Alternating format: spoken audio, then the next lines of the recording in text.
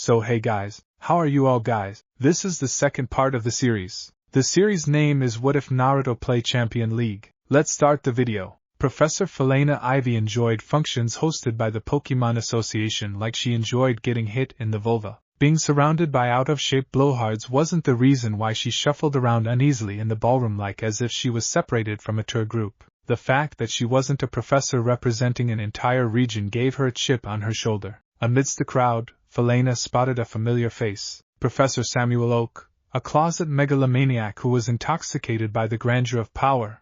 For the sake of amassing power, he was not above dirtying his hands in order to get things done his way. Behind the kind smile that he wore hid a ruthless despot who was responsible for brainwashing millions of people into believing that training Pokemon was the holy grail of all professions. How did he do it? Well, it's quite simple really. Fuel fear into people. Fear was the devil's greatest illusion. Fear, like fire, needed only the right motivation to devour something whole.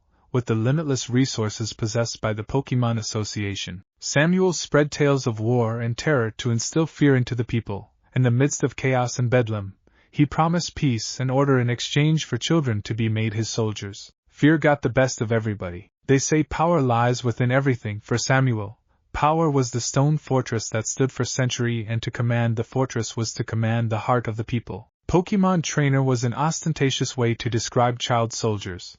But he wouldn't apologize for his scheme, because what he did, to him, was a necessary evil. When you conceive a lie long enough, eventually you will start to believe it. Samuel was no exception. Every villain, after all, is a hero in their story. Professor Ivy, it's nice seeing you in a dress for a change. Nobody could smile better than Samuel. He carried himself like an aristocrat, yet portrayed himself as a kind man. A wolf in sheep's clothing indeed. You don't attend events like this often, no? Felina managed a weak smile. I guess cramming myself in my lab and studying Pokemon's behavior has made me an introvert. Step out of your comfort zone. He took a sip from his glass of champagne. His eyes remained fixated at his junior. Most, if not all Pokemon professors were his juniors. Orthodoxy means you're not thinking. A notion that compels you not to think. Orthodoxy is unconsciousness. It is not something professors like us need. I still have much to learn. Why hello there. Felina turned to the one person she didn't want to meet. Professor Sebastian was a sociopathic voodoo doll who worked for Team Rocket. To put Felina's hatred for sleazy Sebastian into perspective, if Arceus were to terrorize the planet and demand a sacrifice, she would drive 100 miles to his house with a net and a tranquilizer. Sebastian, Felina addressed frostily, hewn from a glacier as usual. Ivy, it's your quirk that make you so irresistibly charming. That comment almost made Felina shuddered. Samuel chuckled. I hope you brought the party with you, Professor Sebastian. Definitely, Professor Oak. Felina narrowed her eyes. It wasn't much of a stretch to think that the Pokemon Association was in cahoots with a notorious crime syndicate such as Team Rocket. It would be a PR disaster if the professors of the Pokemon Association were caught stealing Pokemon to further their agenda. They needed to rub shoulders with vile, sadistic men to get things done. Progress wasn't made from sunshine and unicorns after all. A party? Felina cleared her throat. Are you suggesting there is something we should be looking forward to? Sebastian grinned. Why yes, you see, with the help of Professor Oak and his team, we managed to track down a legendary Pokemon. Realization dawned on Felina. You managed to capture a legendary Pokemon? How? The smugness from Sebastian's face made Felina wanting to punch him in the nose. To Sebastian, the world was a factory farm filled with Pokemon to be experimented on. A couple of fighter jets, some artillery, a few attack helicopters, and a well-planned strategy are all I need. Sebastian readied his mic and raised a hand. It's main event time.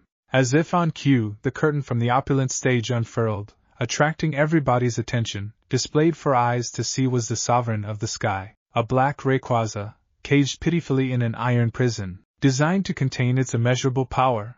Felina gasped in horror. The great dragon was at the mercy of mere humans, an unfortunate sight that pained Felina deeply. When Rayquaza became unhinged and smashed itself against the steel walls of its unbreakable cage, Sebastian held up a remote, and with a push of the button, the mighty dragon was engulfed by lightning. Rayquaza let out a bone-rattling screech and collapsed to the floor, its charred body writhing and trashing about. Sebastian didn't give a hoot about Rayquaza's agony. He thought of himself as a showman, an artist with a strong sense of theater. when it came down to flaunting achievements, Sebastian made sure to rub it on everybody's face. In this case, he took tremendous delight in Rayquaz's humiliation and defeat. "You outdid yourself this time, Professor Sebastian," Samuel clapped as he stood before the podium, and it evoked everybody's applause. "Rayquaza will be a deterrent, a weapon of mass destruction. Ladies and gentlemen, what you're seeing is the future. The association has the largest arsenal of Pokémon in the world that are ready for combat. But we answer to no country. For decades, the world is enjoying peace and prosperity because of what we do." He gazed down at his audience.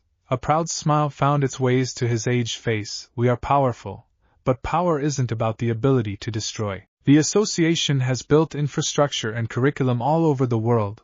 We brought stability and order because we put efficiency before bureaucracy. The truth is, governments do not know how to solve the world's problem. Before the association is instituted, wars plague our world. For profit's sakes, countries implemented belligerent militaristic policy that ravaged lands." Inhaling deeply, Samuel scowled, his voice cold as ice. "How many people have died for these so-called governments? Millions? Time and again we have seen wars that led to more wars. The association symbolizes the end of all wars. When we grow in power, the world leaders trembles. They are afraid, more afraid of us than they are of the Pokémon.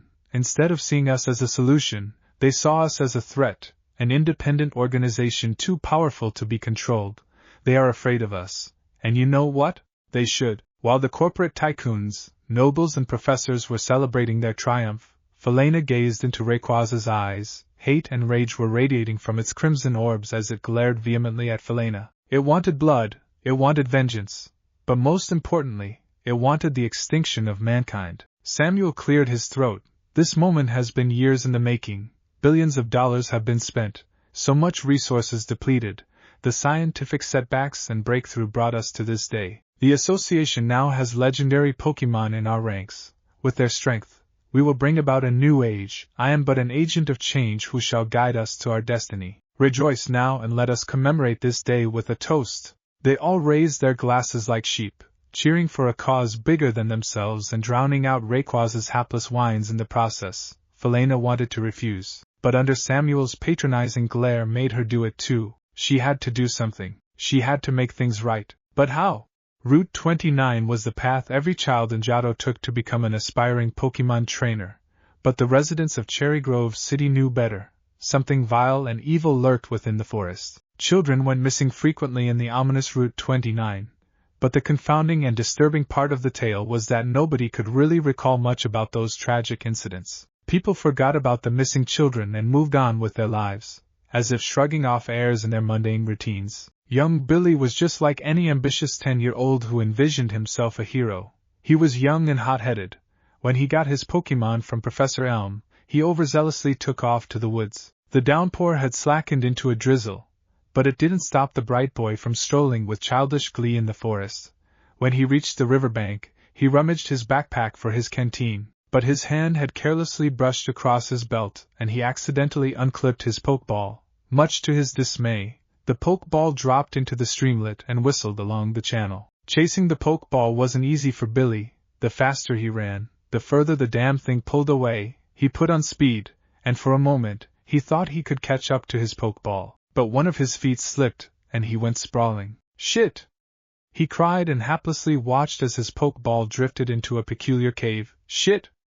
Shit!" Groggily, he stood up and limped towards the cave. The fall must have twisted his ankle. Great, just great, my first day and this shit happens to me. Darkness, there was nothing he could see within the abyss. Hello? He backpedaled when he saw white eyes staring back at him. He wanted to bolt, but he was rooted in fear. As he was about to turn around, a melodic, almost pleasant voice called out, "Hi, Billy." Billy blinked. It was a Pokémon, Billy presumed. It stood in the cave. The darkness barely hid its yellow flaky skin. It had a tuft of white fur around its neck and one of its hand held up a pendulum. A big smile curved at his mouth. "Are you looking for something, Billy?" Billy smiled back, albeit warily. "Yeah, my Pokeball went in there." It laughed, but its gaze, unblinking, intense, and carried a hint of amusement, remained fixated at Billy. I see. What should we do about that?"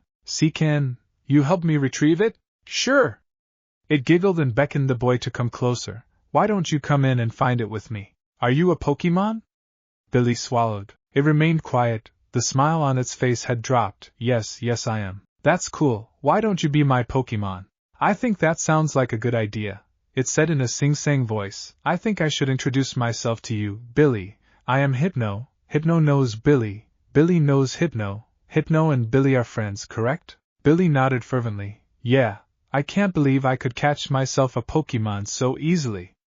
This is my lucky day. Yes. Yes, it is. Hypno giggled. So, what do you say? It's a little dark in here, I can't see well. Billy took a step forward, but remained still. Why are you in there anyway? The storm, Billy. Hypno smiled. The storm brought me here. This cave has many things.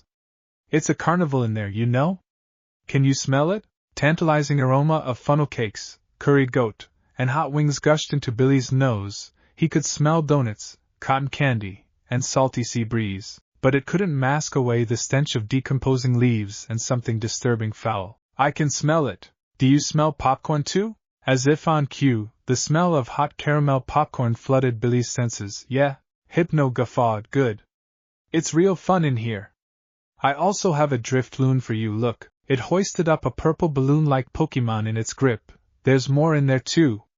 You can go catch them if you want. Catch them all, Billy. Wow. It's a Pokemon? Yes, Billy.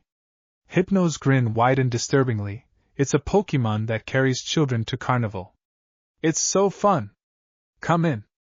They're all waiting for you. You gotta catch them all. Billy took another step forward. Hypno's teeth were clattering. Its face darkened. Catch them all, Billy. Suddenly it let out a guttural croak and its head twitched violently, as if undergoing a severe spasm. What Billy saw next made his worst nightmare seem like a real carnival. Whatever it was had morphed into something deformed, something hideous, something monstrous. Catch them all, it chuckled in a dark, clotted voice. The thing ran on all fours towards the terrified boy, its horrifying maw open to bare his rotten mouth. Come and catch them all, Billy.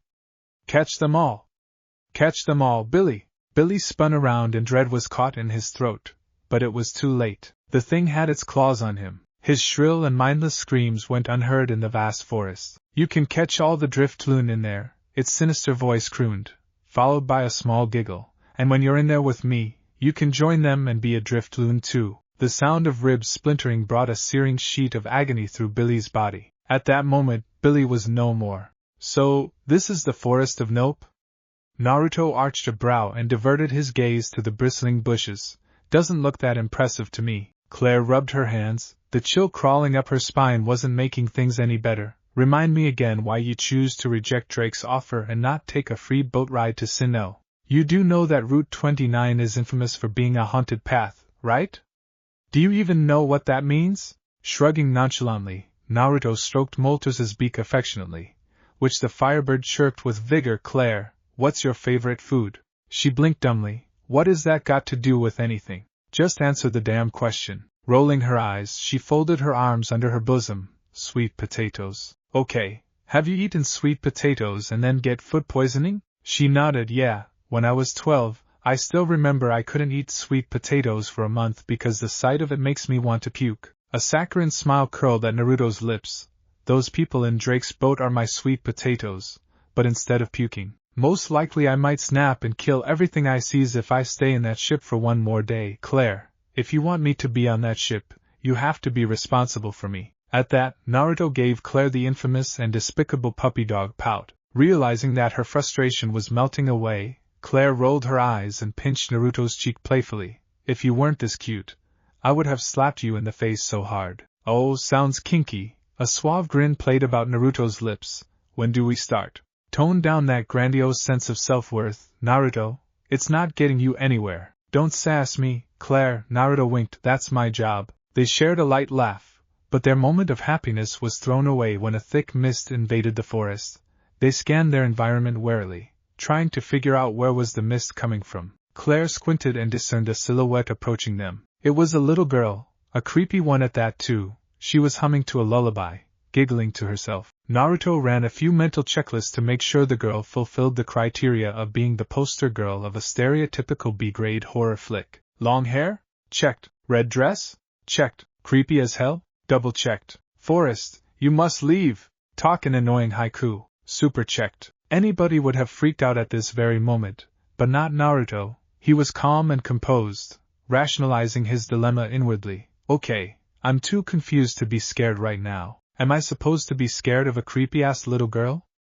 I mean, if she were to charge at me, I'll just kick her in the face. It's not like a little girl can do shit to me. What is she going to do? Hug me to death? Something about creepy girls always give me the jitters. Maybe she's not directing her scariness at you. The creepy girl pointed a finger at Naruto. Yup, she's definitely directing her scariness at you. Well, in order for me to be intimidated by a creepy little girl, she has to do more weird shit to make me wet my pants. Blood streamed down the girl's soulless eyes and she craned her neck in a disturbing angle.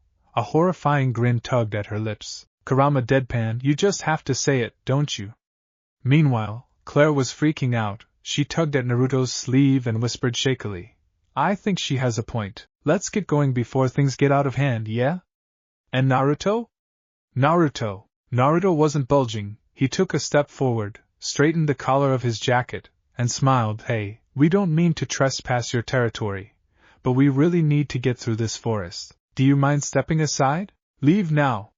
The girl shrieked in a distorted voice. Claire yelped and hid behind her pillar of strength. Naruto. I have to politely decline that, he smiled weakly. I really need to get through this godforsaken place. Leave no! Annoyance was building up in Naruto, but he squashed down any murderous thoughts. Let's be civilized here, okay? I need to get past this forest. I'm not gonna destroy this forest and kill any wildlife in the process. Just let me through and we won't need to see each other ever again. Leave now! A frown line delved between his eyebrows. You're not listening to me. Leave now! No! See, I want to get through this forest. Naruto articulated his words deliberately slow. All I want is to get through to Cherry Grove City in peace and you're ruining my day. Move aside, please! The girl tilted her head. Leave no! This was not working well for Naruto. The creepy girl was enjoying it. If her twisted giggle was any indication, I refuse to play your stupid mind games. Leave now! Naruto gritted his teeth. Not leaving. Leave now! Not leaving! Leave now! Not leaving! Leave no! Naruto growled, his jaw clenched and his eyes were burning with furious anger. You're starting to piss me off, you little shit. Leave ye! The girl was being snarky, her tone provocative. Now, say that again and I'll bitch slap you back to hell. Naruto heaved out a sigh of relief, placed his hands on his waist, and smiled at Claire. Well, that wasn't so hard. Leave now! Leave now! Leave now! Leave now! Forming a hand seal, Naruto expelled a raging sea of inferno at the creepy girl. Katan, Goryoka no Jutsu. Fire style. Great dragon flame technique. Flames as hot as the sun devoured everything in its warpath, reducing the nearby trees into ashes. Claire was stupefied by the display of power, unable to comprehend Naruto's mythical ability to spit fire like it was nothing extraordinary. When the smoke was cleared, the creepy girl was nowhere to be seen. There. No more hindrance to block our way. Let's go! What just happened? I chased that girl away, Naruto glibly responded with a grin. If she wants to get me, she better drop her baby blanket and do it right. Words couldn't describe how relieved and confused Claire was. Route 29 was notorious for being eerie and unsettling. Rumors went that an infestation of hypno had wreaked havoc in the forest, but there was no proof to validate the allegation. Granted, nobody actually wanted to validate it personally. It was times like this that Claire was glad to be near a fearless sociopath like Naruto. Stretching his limbs, Naruto turned to Moltres, patting the back of its head to comfort it. He did catch a glimpse of Claire shaking in her boots. A tough-as-nail woman like Claire wouldn't want anybody to call her a scaredy cat, which was why Naruto couldn't pass up the opportunity to tease her about it. You're scared, aren't you? Claire averted her gaze. And no, I'm not. I have you know that I'm the famed dragon mistress of Kanto. I trained and wrestled with dragons all my life. Liar, she cocked a brow. Liar? Pants on fire. Naruto snickered. You're blazed. Fine. Claire grunted. Creepy girl and forest aren't the best combo for me, or for anyone else. Naruto dug his ear with a pinky insouciantly. It's a Pokemon. Pokemon? That creepy girl? Yup, he smiled brightly. I smelled a tang of musky and lemony odor when that creepy girl shows up. Fox usually carries such an odor. I would know because I know a fox myself. Claire stroked her chin, contemplating about the information. Could it be a Ninetales?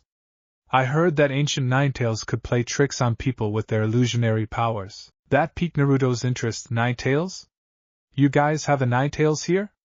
As in a giant orange fox with tails that could flatten a mountain and the power to nuke an entire city? What? She stared incredulously at the blonde. No, Ninetales is a fox Pokemon. It is native to the Kanto and Johto region. And it's about— she raised a hand at her chest, this tall, and from what I know, it can't flatten a mountain or nuke a city. What kind of Ninetales did you coop up with? An old one that gets nostalgia when he sees cave paintings, hey? I resent that. Anyway, how do the average Pokemon trainer train their Pokemon? Claire blinked. There's many Pokemon in the wild. You can go and fight them. It helps give molters some battle experience. Naruto laughed aloud hysterically, almost to the extent of conjuring a coughing fit. Oh, Claire! You goofball! You want molters to fight and possibly kill wild Pokemon for her leisure? Why? Why should I go around, disturb a family of Pokemon, challenge them to a fight, and possibly have molters kill them in front of their loved ones? Doesn't that sound a little too barbaric to you? Putting it that way did make it sound barbaric to Claire, but that had always been the tradition. Pokemon trainers would encounter the ferocious beasts lurking in the wild and do battles. However, not many people actually thought about the consequences. The injured Pokemon wouldn't know how to get to a Pokemon Center, and most of them would succumb to their wounds. If that's the case, how do you propose you could train molters? She needs to fight something to gain experience in battle. How to train your Pokemon? This train of thoughts had plagued Naruto for a while. The capacity for molters to be great was limitless. But how could he actually make her great? Then it dawned on him. Sure, it was important for him to know molters' quirks and skills, but it wasn't necessary. What molters needed was to polish up her existing skills, honed her reflexes, and improved on her agility. As the old saying goes, fear not the man who practiced 1,000 different kicks, but fear the man who practiced one kick 1,000 times. With that in mind, Naruto turned to molters and grinned. You want to be strong, no? Molters chirped buoyantly. Well, I know what to do with you then. During his exploration, he noticed trainers either throw their Pokemon into battle simulations or force them to learn a plethora of unnecessary techniques. What's the point of doing all that if they didn't bother to improve on their Pokemon's fundamentals? Battle instincts, reflexes, durability, stamina, and speed were vital in a fight, more so than fancy techniques. Your sparring partner will be me. Naruto shook off the stiffness from his muscle. Give me all you got. You will not stop until I say so. I will break you and fix you back just to do it all again. I will keep pushing you until you have nothing left. It will be the toughest challenge you have ever faced in your life. But I assure you, once this is over, you will come out stronger than ever. Are you ready to take the Uzumaki challenge? Molters roared. Good, Tajua Kage Bunshin no Jutsu.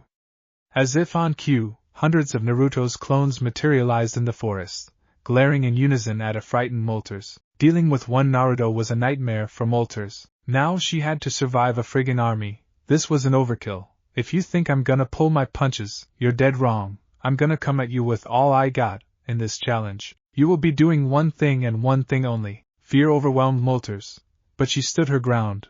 There could be no hesitation and weakness. She had to persevere and survive the challenge if she wanted to be stronger. That was the reason why she followed Naruto, and she couldn't let him down. Dodge! Letting out a collective war cry, the Legion lunged themselves at the Firebird. Claire watched in amazement as Naruto's doppelganger chased after molters. At this stage, she wasn't going to bother herself with questions like, how did he do that? This battle was surreal to her. It was as if Naruto was a Pokemon himself. Wait, was he secretly a Pokemon? Needing a few unorthodox hand seals, some of Naruto's clones spat jets of pressurized water at molters. Suetun. Suedania. Water style, severing wave. What amazed and terrorized Claire was that, despite the fact that the torrents of water had missed molters, they effortlessly sliced through boulders like hot knife through butter, and even the clouds in the imperial sky were severed. Naruto wasn't done yet. He slammed his palms on the soil and bellowed, Doton. Dori Yuden no Jutsu.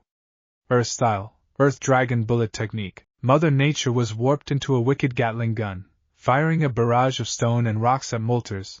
The adrenaline rush propelled the Firebird to evade the projectiles even faster. but a slight drop of concentration had caused her wings to be hit by the assault. She winced, withstood the pain, and soared even higher. But Naruto was relentless. Don't let your guard down. Right-un, Raryu no Tatsumaki. Lightning style, lightning dragon twister. Even staying airborne wasn't safe for molters. Naruto raised a catastrophic tornado that threatened to destroy and annihilate anything near it. Trees were almost uprooted, the ground was leveled. Massive dust clouds were circulating fiercely around the tornado, and the powerful surge of gale force threw molters off balance. In a distracted state, molters failed to detect the real threat behind her, futon, atsugai. Wind style, bleeding force. The concussive blast of air struck molters point blank. She sailed the air like a ragdoll, but fortunately, her fall was cushioned by the tree branches. I went easy on you, molters. Naruto remained afloat in the air and inhaled deeply. Flames were licking the edge of his lips. Get up, I'm not done yet, Katon. Gokakyu no Jutsu. Fire style, grand fireball technique. As the majestic bird of fire that ruled the sky of Kanto, it was hard to imagine it being a prey, especially to a mere human. No, Naruto wasn't a mere human. That fact had been cemented after the incredible things he could do. He was the Alpha, someone who could potentially be the strongest Pokemon trainer this world had ever seen. It was a pity he held no such dreams to begin with. Plopping down beside a tree, Claire took out her Pokeballs, dug out a towel from her bag, and gave them a good wipe. Thanks for coming, I really appreciate it. Felena brought a tray of Oriental teapot into her lab's meeting room. Professor Juniper smiled as she accepted the tea. No worry, Felena, we went through thick and thin together since college. You know you can count on us. Yeah, you bet. The bubbly Professor Burnett chirped. You sound desperate when you called us though. What is it you wish to discuss? Well, how should I put it? Felena sat down on her seat, tucked her hands under her lap, and sighed. I want to reveal the truth about the Pokemon Association to the public. Burnett's eyes widened. What? Why? Juniper, however, was aloof. I recently met a man. Long story short, he questioned me about the unjust in this world. I realized he is right about this. Professor Oak's regime and propaganda are motivating kids to do things that aren't right. I think we, as professors, should not allow it to happen anymore. We have to put an end to this. I suggest we hold a press conference and come clean with the things we're doing. Burnett grabbed a handful of her hair and exclaimed, You're nuts, Felena. You can't do that. That is like declaring war with Professor Oak. He has ties with so many criminal corporations, we can't possibly make a dent. So what? We're just gonna sit back and pretend like everything is awesome? Like we're not sending out thousands of children to the wild for our benefits. Have you seen the Rayquaza who was caught by Team Rocket? That is a clear display of how ruthless Professor Oak truly is. He will do anything in his power to get power. If he acquires all the legendary Pokemon, no country will be able to stand up against him. Juniper took in a deep breath and offered a small smile to Felena. Perhaps you're overthinking things, Felena. You always are the hot-headed one in the bunch. I thought this through, Juniper. I have to do it. By disclosing the conspiracy to the public, we may lose our right to be professors, but at least we are saving millions of kids from becoming Pokemon trainers. We all know the Pokemon League is just a sham to raise an army of capable Pokemon trainers for war. The kids don't even know what they are getting into. This is crazy, Felena. Burnett almost shrieked. You're not even considering the consequences. You think losing our licenses is the only thing that is coming for us if we let you do this? Professor Oak will kill us. I mean straight up guillotine our asses. Felena gritted her teeth. How can you sleep at night knowing that thousands of kids die because of one man's goal? As much as I hate to say this, but Felena is right. Juniper stood up. Her kind smile still tugged at her lips. Burnett, the Pokemon Association has been using poor and helpless children to do their bidding for years. I think we should stand up against this unjust and oppression. We have to destroy Professor Oak's regime to remind him that the weak should never be bullied by the strong. You can't be serious, Juniper. Burnett was agape. Felena, however, was ecstatic. She bolted up from her chair and gave her best friend a tight hug. Thank you so much, Juniper. Juniper chuckled. It's nothing, Felena. That's what friends do, no? Burnett groaned, but she had always been the little sister amongst the trio. She had no say in this. I'm gonna regret this. Don't be a spoilsport, Burnett. We're making history. Oh, wait. Let me get you some rice cake I bought from Jado. Felena spun around and was about to fetch for the snack when Juniper called out to her. Felena, you forgot something. When Felena turned around, she gasped in horror as her best friend plunged a dagger into her stomach. Hot agony rushed through Felena's abdomen as she struggled to comprehend her predicament. Juniper. Why? Tears fell from Juniper's cold eyes. But her grip was firm as she stared into her friend's frightened and confused eyes, snaking a hand behind Felena's back. Juniper pulled her friend to her and shoved the entire blade into her squirming victim. Blood was gushing out and spraying all over Juniper's shirt, but she paid it no mind. I love you so much, Felena. Please forgive me. With a slight push, Juniper pulled out her dagger from Felena's bloody wound and watched as her friend collapsed into a pool of blood. Things would have been so much simpler if you just keep your mouth shut. Felena. Felena writhed on the floor and tried to call out for help, but she couldn't. Please don't be mistaken, Felena. I meant what I said. I truly want to help you in your crusade to end the Pokemon Association's tyranny. But you don't know what kind of hell I've endured to become a regional Pokemon professor. I can't let you ruin everything just because you want to play hero. You, who have never fought hard for anything in your life, wouldn't understand someone like me who have to work from nothing. Goodbye, Felena. Dropping onto Felena's waist and straddling her hips, Juniper reached out to her dying friend's neck and applied pressure. She watched in despair as life faded from her friend's eyes. It was then Juniper remembered there was one more person in the room. Like a hawk, she shifted her attention to Burnett, who was cowering behind a vase. She could see a plethora of emotions running through Burnett's eyes. Trepidation, terror, and despondence shook Burnett right down to her core as she had just witnessed the murder of her friend. Juniper, what have you done? You know too much, Burnett. Please. Burnett hated herself for being a coward, but she didn't want to die. Not like this. I won't say out. I promise. I'll keep my mouth shut. Juniper tilted her head. There was no emotion in her eyes as she slowly stalked towards the terrorized Burnett. You know, this situation reminds me so much about a boy named Jeffrey and my childhood friend, Oshawott. A hollow chuckle escaped Juniper's lips as she stared at the reflection from the steel of her blood-soaked blade. Jeffrey used to pick on me when I was in school. He would win in our Pokemon battles and proceed to gloat at me. Jeffrey was treated by my teachers as a glorified genius because his father happened to be a regional Pokemon professor. His family was wealthy and he made sure to remind everybody about that. I was poor. My father ran away when I was 4 to continue his journey as a Pokemon trainer. My mother was a drug addict. It doesn't take a genius to figure out what kind of life I have to endure. Why are you telling me this? Burnett backpedaled, but found herself cornered to a wall. I'm about to get to the good part, Burnett, don't interrupt me, okay? Juniper scowled, earning her a hasty nod from Burnett. Jeffrey would pick on me every day, using his Electivire to electrocute my Oshawott while his friends would pin me down on the floor and force me to watch. Oshawott was there for me when my mother abused me. Oshawott was there to defend me when my uncle tried to come at me, and I couldn't do anything when Jeffrey murdered my Oshawott. When I report to the principal about this, what do you know? He brushed me off and gave Jeffrey a slap on the wrist. Just like that, Jeffrey got away with murder. It was then Juniper's eyes went deranged. You know why that is?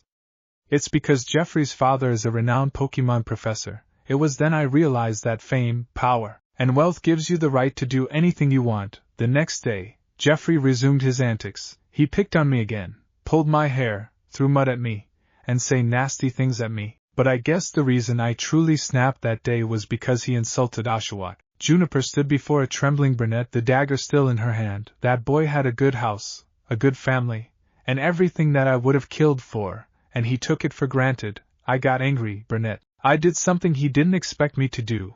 I spit at his face and ran. But I didn't run like I'm running away from him. I was running so I could lead him to where I want him to be, alone, in the forest. She squatted down and stared into her friend's teary eyes. All by himself. I was a scrawny kid, so it was easy for me to hide in the bushes. I knew the layout of the forest like the back of my hand. It was easy for me to lure Jeffrey into the nest of hungry Ursurings. I watched as he screamed for help while the Ursaring tore him apart. It was beautiful, Burnett. It didn't take long for him to become a pile of broken bones. I knew very well that if I were to do anything to Jeffrey, a frail and penniless girl like me would be prosecuted without a trial. The only way for me to escape murder is to make sure the dead disappeared. Toying with her dagger, Juniper leaned closer to Brunette's neck and took in the scent of fear. Do you understand now? The only way for someone to truly keep their mouths shut is to make sure they disappear. Juniper, please, I am begging you. Don't worry, Brunette, I won't kill you. Brunette swallowed hard. Thank you. Yes, now, let us talk about the terms and conditions of the life that you have now forfeited to me. Juniper. Juniper grinned. I have already lost a beloved friend. Brunette, don't make me lose another one. Do you understand? The implication wasn't hard for Brunette to catch on. Use your words, Brunette. I understand. I won't say it out. I will keep it to myself. Juniper glared at Brunette for a good amount of time, and then a cheerful smile curled at her lips. Good. Now, will you be so kind as to help me bury Felena? What? Oh? Juniper cocked her brow. You don't want to help me? It's not that. Listen well, Brunette, you are an accomplice. You are as guilty as I am for letting Felena die like this. The least you can do is to help me bury her. Do you think we should chop her body into tiny pieces and feed it to her garridos, or do you prefer your munchlax to have some good munch? Back in college days, Juniper was the bright student who was loved by many peers for her beauty and compassion. Brunette didn't know how cruel and twisted Juniper truly was. How could Juniper suggest to mutilate their friend's corpse and feed it to her friend's Pokemon? That kind of sick sense of humor almost made Brunette throw up her lunch. Please, Juniper, don't make me do this. Juniper's eyes became devoid of life. I guess you want to join Felena then? And no. Brunette broke into sobs as she averted her gaze. Juniper had her fingers around Brunette's neck and gave it a threatening squeeze. Then I suggest you start cooperating with me and do as I said. Why, yes. Juniper. Nightfall en Route 29 wasn't as frightening as Claire thought. She could hear the soothing sound of Noctowl hooting from the distance, and Ledaba chirping to the stars. The sense of security could also be contributed by Naruto's presence. Not so long ago, a half-naked Naruto was bathing in the lake, and now she was struggling to get the vivid image of his dripping wet chiseled body that inspired Greek legends out of her noggin. Moltres was well asleep beside the bonfire. The torture that she had gone through had tired her out. You're a gym leader, right? Naruto asked while poking the fire with a twig. Claire blinked. How do you know about that? Professor Faggot was talking about it like it was a big deal. It is a big deal. She puffed out her chest proudly. I am the strongest gym leader in Johto. Trainers who want to challenge the Elite Four has to go through me first. I am the gatekeeper that weeds out the weakling, so that the Elite Four don't need to waste their time challenging pipsqueaks. Naruto grinned. That's some big claims you're making over there. Nothing to boast about, really. Claire looked all dignified, her eyes sparkling with pride. Every region has a gatekeeper like me. In the Hoenn region, it's Juan. In Sinnoh, it's Faulkner. In Unova, it's Drayden. Our duty is to ensure Pokemon trainers don't get in over their head. You should see some of them. They think they got 7 badges means they're big shots. I put them down on a regular basis. Some of them quit because they couldn't get past me. Whoa!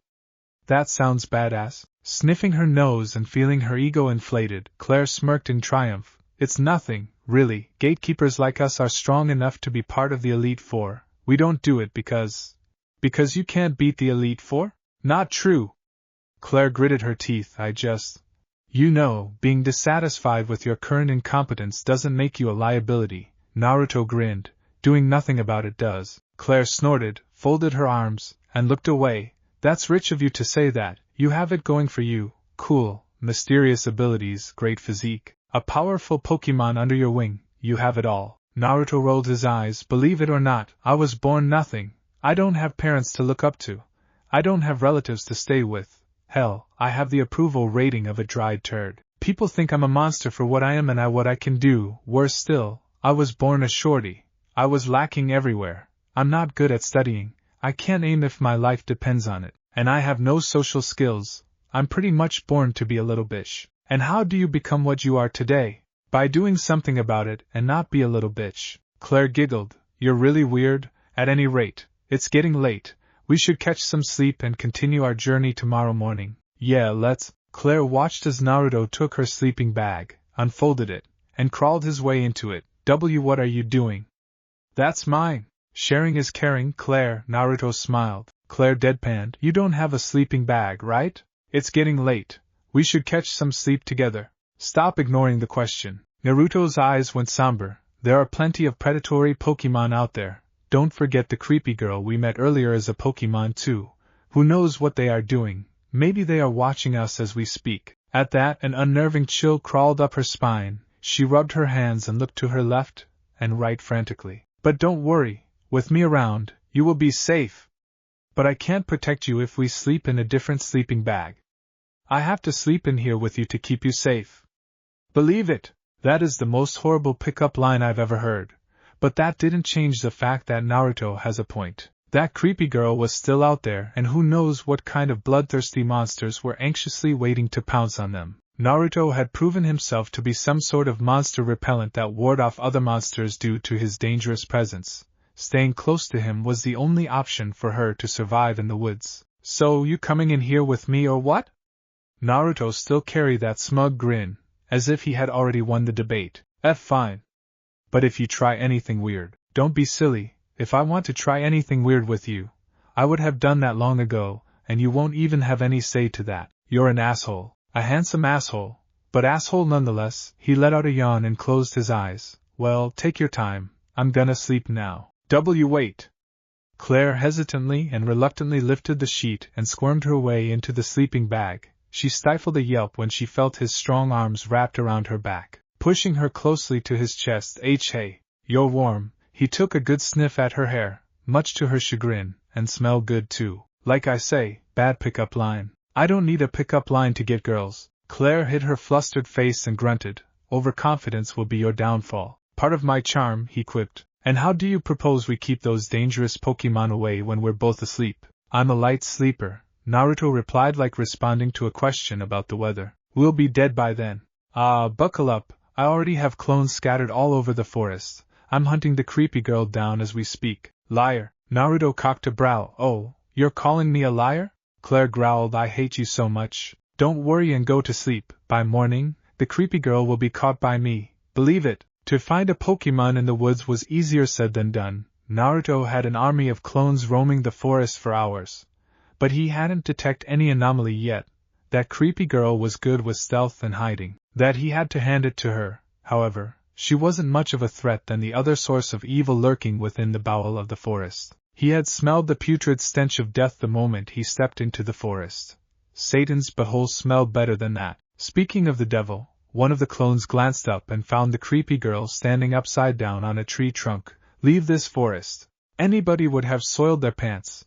But a daredevil like Naruto who lived on the edge enjoyed thrills like this. Suck my nuts, bitch. Blood was flowing down her eyes. Her head was spinning around in circles. Her face became demonically elongated, and her arms flew over her shoulders in a grotesque manner. Leave. Okay. She's hitting creepy level that shouldn't even be possible. Kurama barked. That's some next level shit right there.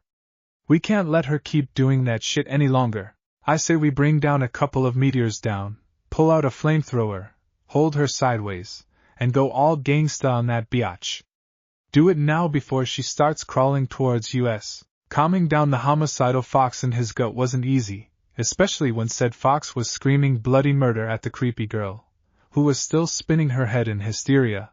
That being said, he was a ninja down to his bone, so regardless of how dire the situation may be, staying cool and collected was the key to victory, 60% of the time. I'll take a wild guess here. You're asking me to leave this forest because of that thing over there, right? He pointed a finger to his right. The creepy girl turned to the direction he was pointing at and let out a deep growl. Hypno stood beside an oak, one hand holding Driftlins and the other was swinging his pendulum.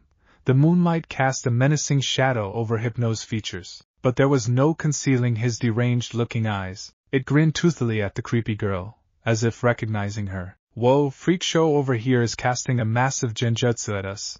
It's affecting your senses. Yeah, I can feel him trying to get inside me. Naruto coughed. That sounds wrong in so many levels. Don't worry, I'll pull him out real quick for you and make sure he doesn't come on you like that ever again. Come on. Seriously? There is a time and place for puns, and this is not the right time and place to do puns. There is always time and place to do puns, and right now is the best time and place to do it. He groaned inwardly. Just keep him out. I'll pretend that he got me ensnared. Naruto could discern a bottomless pit of nefarious intent emanating from the yellow-skinned creature. putting 2 and 2 together. It wasn't rocket science to realize that the Hypno was responsible for all the missing children. Hell, he bet his fortune that the Hypno had eaten all those kids. He turned to the creepy girl and grinned. You've been playing dress up just so you could warn us about that creepy-looking shit over there, no? The creepy girl glared intensely at Hypno, her fingers twitching madly. Leave this forest. Much to Naruto's surprise, the yellow thing talked. Is this how you speak to your father, Zoroark? At that, the creepy girl was bathed in a bright pink light and morphed into a black fox with a lustrous magenta mane. It crouched in a battle stance, ready to spring into action at a moment's notice. Have you forgotten your debt to me? Your parents were slaughtered by humans. I raised you when you were a mere Zora. I fed you when you were hungry. I protected you when those pathetic humans tried to harm you. Hypno's voice was hoarse, but laced with a mixture of venom. And this is how you repay me? Trying to keep my prey away from me? Where is your filial piety, Zoroark? You will serve me like you should, stupid daughter, Zoroark roared in defiance. Hypno tilted its head. What I did was wrong. No, Zoroark, Pyroar doesn't ask permission before it eats a Blitzel. Pyroar cannot talk and Blitzel will not listen. If you want something, you have to take it, period. Humans drove our kind to extinction, leaving us to scavenge for scraps. It is only my right to take what's rightfully mine. This forest is my kingdom. To claim the forest as its own aggravated Zoroark, the forest belonged to nobody but Mother Nature itself. She wasn't blinded by the fact that her surrogate father had done heinous things, and she wanted no part of it. Zoroark let out a seething growl, fury burning in her eyes. Why children, you ask? Hypno tilted its head. Why not? They have the most delicious dreams you can ever imagine, I have to say. Hunting children down like they were insects, watching them squirm as I gouge their eyes out, hearing them scream and beg, keeping them in their nightmare to feast on their dreams. Priceless. Naruto didn't hesitate to slam a Rasengan right into Hypno's face, sending it tumbling into the unforgiving ground.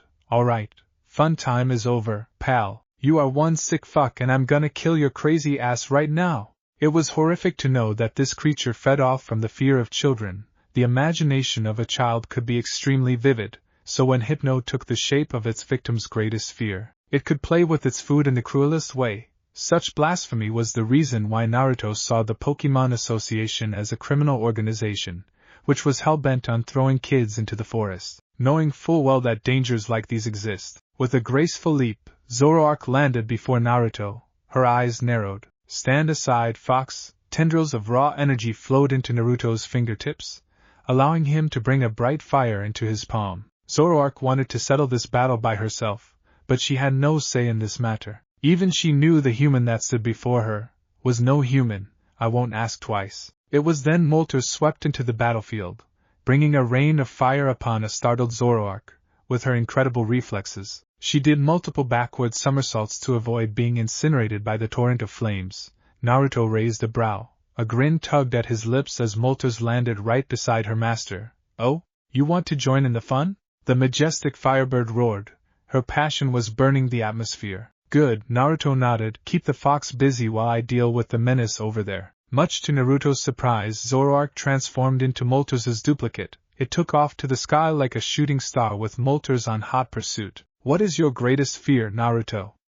Hypno walked out from the shadows. The madness and its leer were gleaming a malicious crimson. That got Naruto thinking. After a few seconds of musing, he shrugged. I fear that I become so awesome that the world cannot handle it, and implode. Is that so?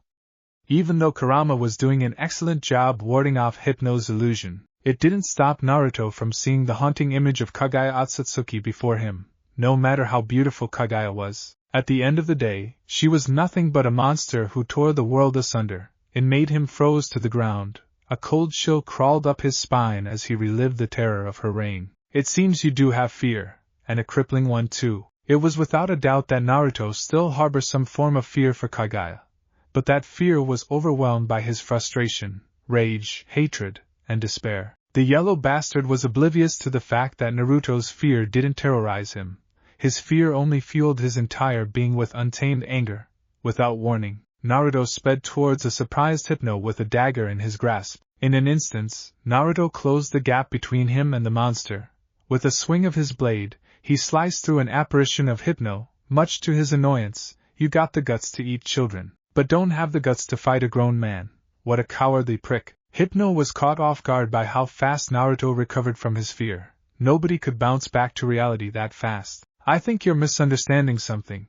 I'm not trapped in this forest with you. His eyes flashed a demonic red. You're trapped in here with me. Extending his senses, he could feel the vibration of the forest. The bastard had painted layers of illusion all over the forest as a means for disorientating and entrapping its prey. But there was one miscalculation that was off. Naruto was no prey. In split seconds he glanced up and found Hypno hiding atop a tree branch. Time to put you out of your misery, you fool!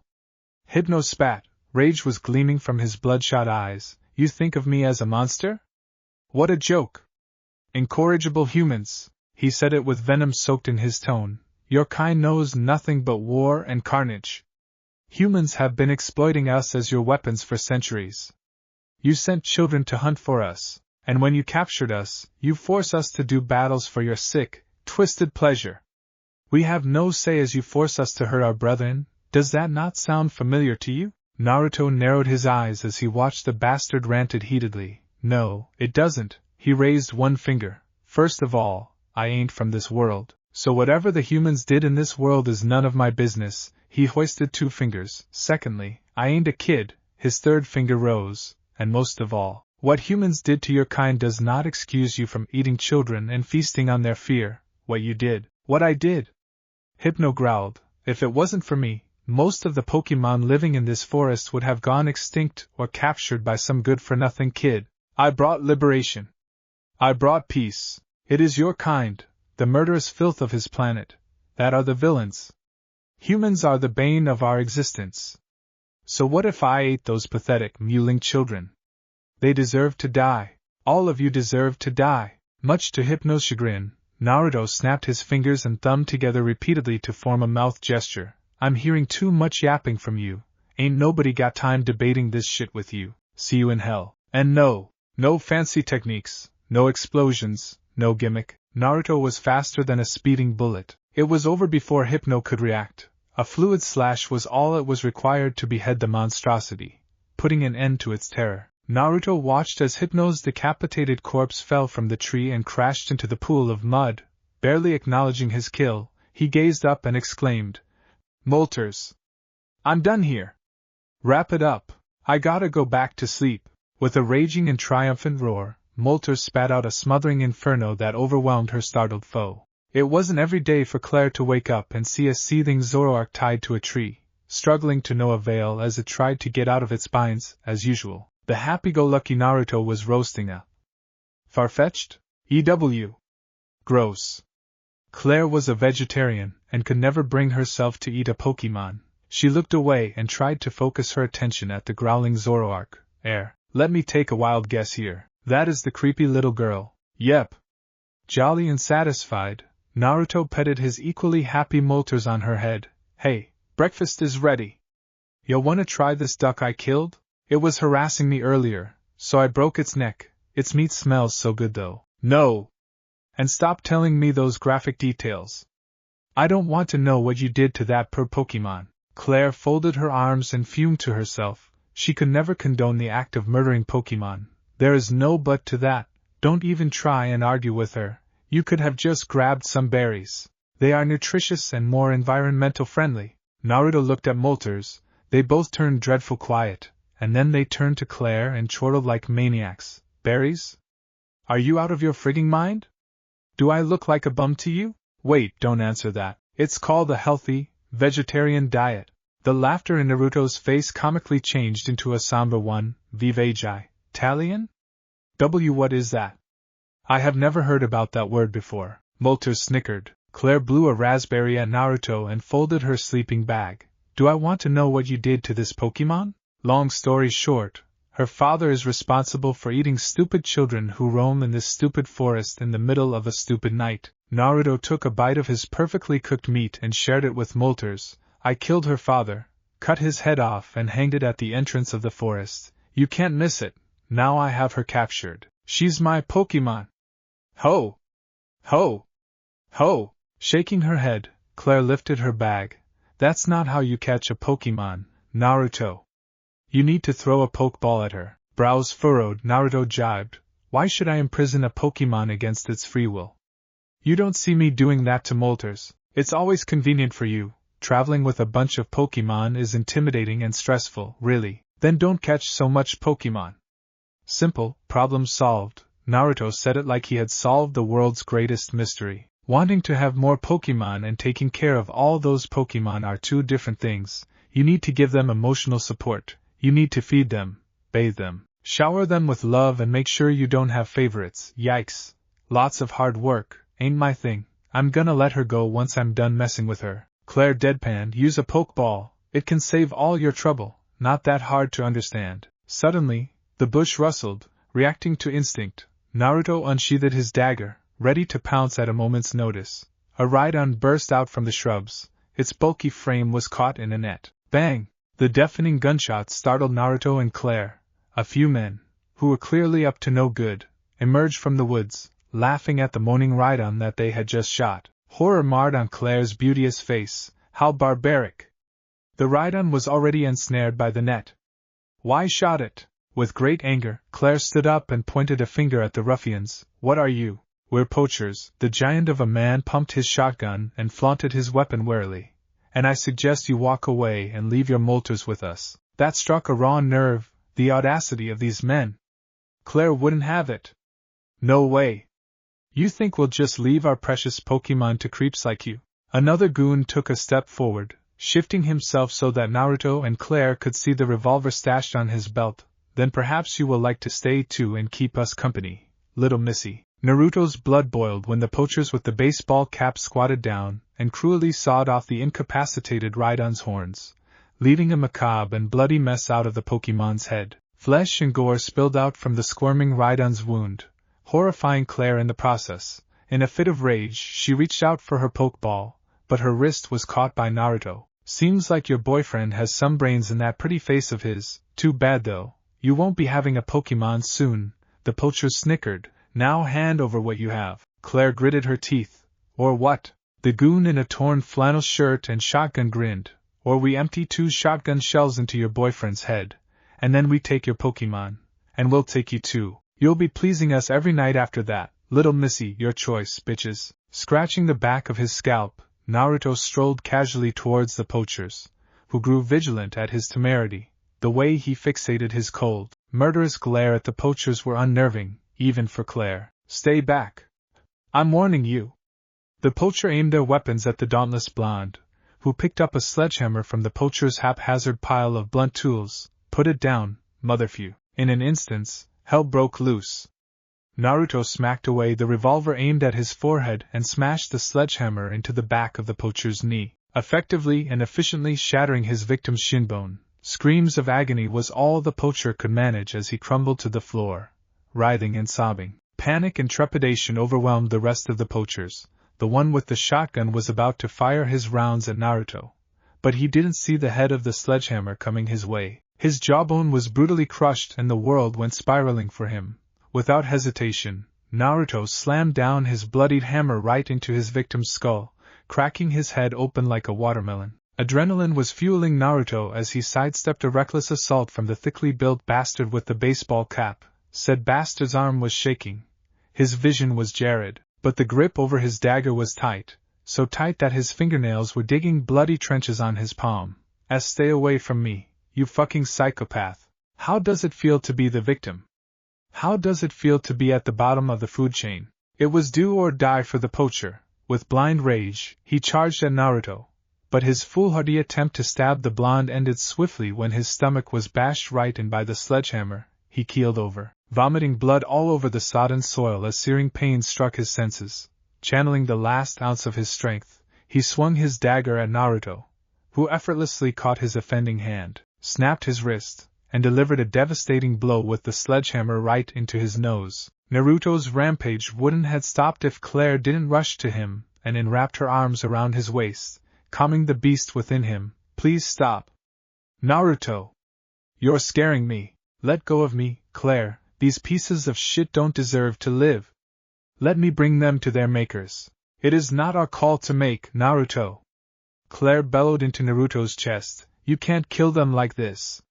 Hand them over to the police. They just threaten us with rape and murder. And they sure as hell were about to do just that.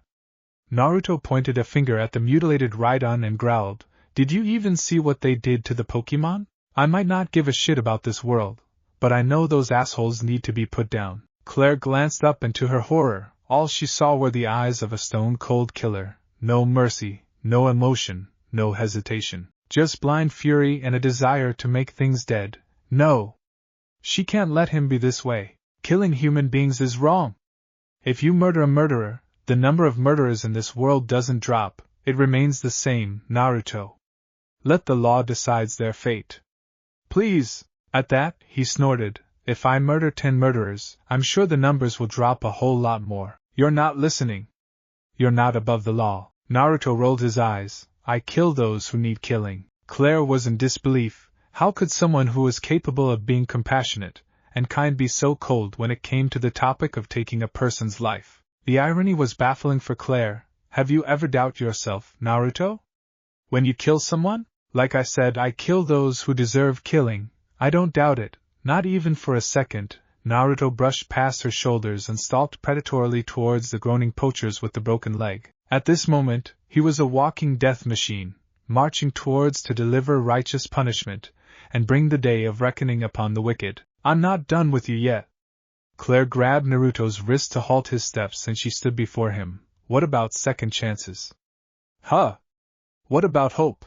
Naruto scoffed, his sledgehammer resting on his shoulder. "Oh, for cry out loud, are we talking about Easter Bunny here?